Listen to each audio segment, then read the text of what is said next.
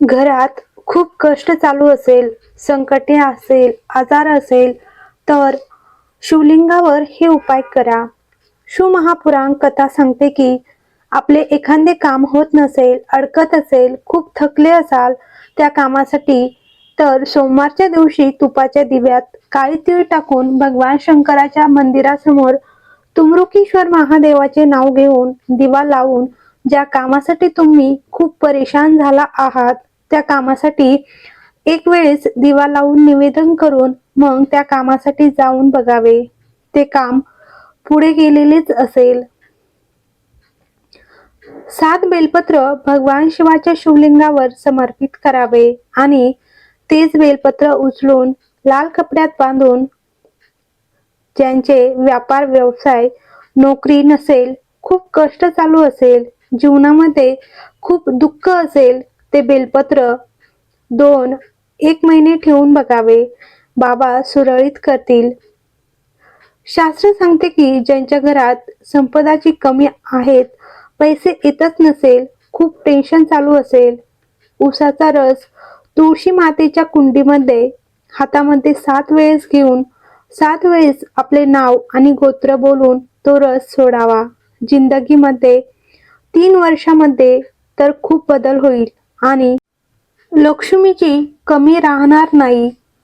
एक प्रयत्न करावे की ज्यांच्या पोटामध्ये तकलीफ राहते, पोट दुखत राहत असेल, जेवण पचत नसेल किंवा मोठा आजार पोटासंबंधी जोडला असेल किंवा डॉक्टर ऑपरेशनसाठी बोलत असेल, तर बेलपत्राच्या वृक्षाखाली एक बेलपत्राचे पान ठेवून त्या बेलपत्रासमोर शिव आणि शक्तीचे नाव घेऊन भगवान शंकर आणि पार्वतीच्या नावाने 2 वातींचा दिवा भगवान शिव आणि माता पार्वतीच्या नावाने लावा आणि माता पार्वतीला विनंती करावी की माता, हे बाबा, आमचे पोटासंबंधी जोडलेले परेशानी आहेत, जेवण पचत नाही, खूप ऍसिडिटी होते, खूप तकलीफ होते, बाबाला विनंती करावी. एक गोष्ट जरूर लक्षात ठेवावी की आपण जेव्हाही भगवान शंकराच्या मंदिरात जाशाल, भगवान शिवाचे पूजन करून जेव्हा वापिस बाहेर येताना भगवान शंकराच्या मंदिरामध्ये जो बाहेर नंदी बसलेला आहे, तर नंदीच्या कानात ओम नमः शिवाय बोलून आपल्या मनातील कामना नंदीच्या कानात बोलून यावी. आपली कामना 3 महिन्यात पूर्ण होते. घरात जर कोणी व्यक्ती आजारी पडला असेल, गुडघे दुखत असेल, पाठ दुखत असेल, खांदा दुखत असेल, डोकं दुखत असेल, कोणतीही तकलीफ राहत असेल, तर शिवपुराण सांगते की सोमवारच्या दिवशी जर अष्टमी पडली तर 14 चण्याची डाळीचे दाणे घेऊन सोमवारच्या अष्टमीच्या दिवशी त्या व्यक्तीवरून 14 वेळेस उतरवून भगवान शंकराचे नाव घेऊन भगवान शंकराच्या मंदिरामध्ये शिवलिंगावर अर्पण करून द्यावे. त्या व्यक्तीला शारीरिक कष्टापासून आराम मिळेल. नंबर 7, जेव्हा मंदिरामध्ये दिवा लावणार असेल आणि वात गोल असेल तर ती उभी लावायची असते. समजा तुम्ही लांब वात घेऊन गेला असेल, दिवा लावत असेल, आपली कामना ठेवून लावत असेल, तर त्या दिव्याचे मुख आपल्याकडे ठेवायचे आहेत आणि जर कामना नसेल तर आपण बाबाला फक्त प्रसन्न करण्यासाठी लावत असेल की भोले बाबा माझा भंडार भरेल, माझ्या घरात सुख समृद्धी देईल, तर दिव्याच्या वातीचे तोंड शिवलिंगाकडे असावे.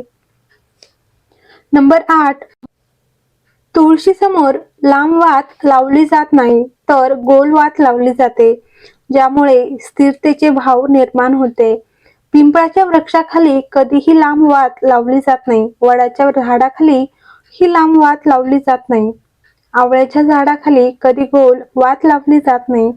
आवळ्याच्या झाडाखाली लांब वात लावली पाहिजे, धनवृद्धीसाठी आणि सुख समृद्धीसाठी.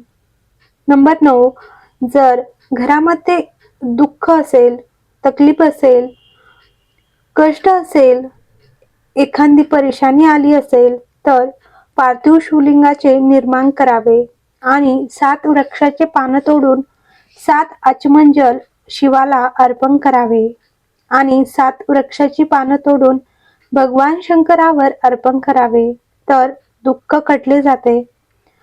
जर आपल्याला खूप थकल्यासारखं वाटत असेल, डोकं दुखत असेल, खूप कष्ट उत्पन्न होत असेल, तर पिंपळाचे 5 पानं घेऊन ताटामध्ये ठेवून त्यावर जेवण करावे. भगवान शंकराचे कुंदकेश्वर महादेवाचे नाव घेऊन जेवण करायला प्रारंभ करावे. 15 ते 20 मिनिटं लागतात. गोळी खाण्याची गरज पडत नाही. डोकं दुखायचं बंद होतं आणि शरीर कितीही दुखत असेल तर आराम लागायला प्रारंभ होतो. कुंदकेश्वर महादेवाचे नाव सुखाची अनुभूती देते. गूळ, तांदूळ, लाल फूल आणि लाल मिरचीचे 11 दाणे तांब्याच्या कलशामध्ये टाकून हातांना उंच करून नेत्राच्या समोर धरून जो सूर्यनारायणाला अर्घ देतो, जल अर्पण करतो, जो सूर्याला अर्घ रविवारच्या दिवशी देतो, पुढच्या रविवारपर्यंत पैशाची आवक येण्याला प्रारंभ होतो. नंबर 12. दररोज रात्री शिवलिंगाजवळ दिवा लावावा. अशा अनेक परंपरा प्राचीन काळापासून प्रचलित आहेत, ज्यांचे पालन करून माणसाला सर्व सुख प्राप्त होते. ह्या पद्धतीचे पालन न केल्यास अनेक समस्यांना तोंड द्यावे लागते. शुभ परिणाम प्राप्त करण्यासाठी दररोज रात्री 11 ते 12च्या दरम्यान शिवलिंगासमोर दिवा लावावा अशी परंपरा आहे. या उपायामागे एक प्राचीन कथा सांगितली जाते. प्राचीन कथा. कथेनुसार प्राचीन काळी गुणनिधी नावाची व्यक्ती अत्यंत गरीब होती आणि अन्न शोधण्यात व्यस्त होती.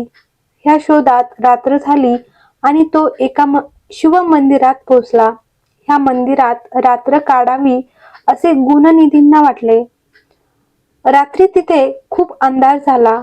हा अंधार दूर करण्यासाठी त्यांनी शिवमंदिरात वस्त्र जाळले.